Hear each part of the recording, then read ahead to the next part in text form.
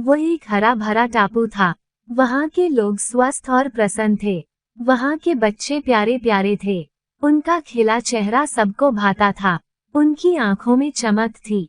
बस देखते ही बनता था उन्हें। उस दिन वे और भी प्रसन्न थे क्योंकि उन्हें घर से पाठशाला तक ले जाने के लिए एक गाड़ी आई थी। उन्हें बताया गया था कि अब उन्हें पैदल नहीं जाना पड़ेगा। गाड़ी पर बैठकर वे चले तो ठंडी हवा के झोंक लगते ही वे झूम उठे।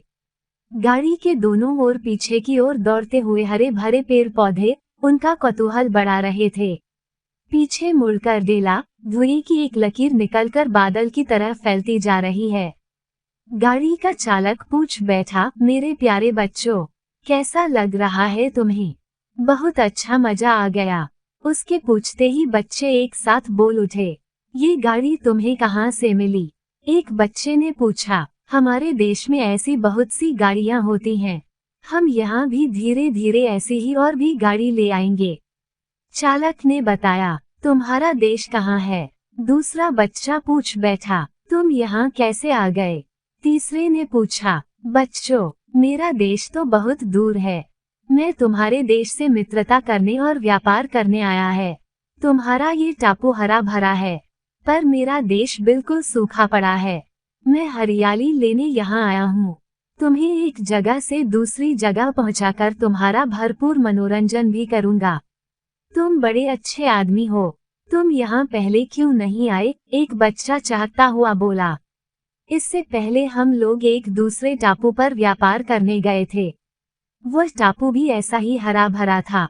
एक बच्चा बोला, वह टापू भी बड़ा सुंदर था। रंग बिरंगे सुंदर फूल खिलते थे वहाँ। पक्षियों की मीठी चहक से गूंजा करता था आसमान। पक्षी फूलों का रस पीते थे। इस प्रकार रात होते ही फूलों का रंग फीका पड़ने लगता था। भोर में पक्षी चहचहाते तो आसमान में इंद्रधनुष लहराता था।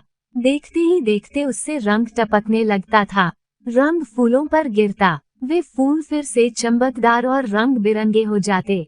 उसने बच्चों को देखा। बच्चों ने पूछा, फिर क्या हुआ? एक बार हम उधर गए। हम लोगों ने वहाँ फूलों का व्यापार शुरू कर दिया। फूल धोने के लिए हम गाड़ियाँ ले गए थे। प्रतिदिन ढेर सारे फूल हम वहाँ से लाकर विदेश भेज देते थे। हमारा व्यापार अच्छा चल निकला था, लेकिन क्या? एक बच्चे ने पूछा। जाने क्या हुआ? वहाँ की चिड़ियाँ बीमार होने लगी। उनमें पहले जैसी चहक न रही। इंद्रधनुष का रंग भी फीका हो गया। जो फूल चिड़ियों के रस पीने से फीके हो जाते थे, वे बदरंग ही रहने लगे।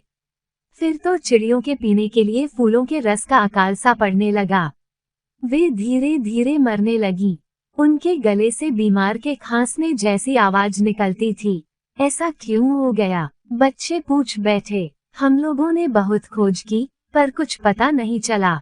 हमारा व्यापार चौपट होने लगा तो हमें वह जगह भी छोड़नी पड़ी।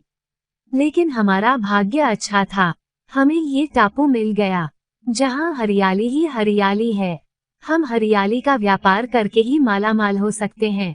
स्कूल आ गया था। बच्चे खुशी खुशी गाड़ी चालक से विदा लेकर नीचे उतरे। उन्हें विश्वास था कि लौटते समय चालक उन्हें फिर अच्छी अच्छी कहानियां सुनाएगा।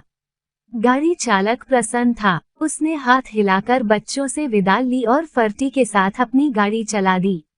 गाड़ी चलते ही गाढ़े काले धुएं की मोटी बौछार ने बच्चों को ढाक लिया।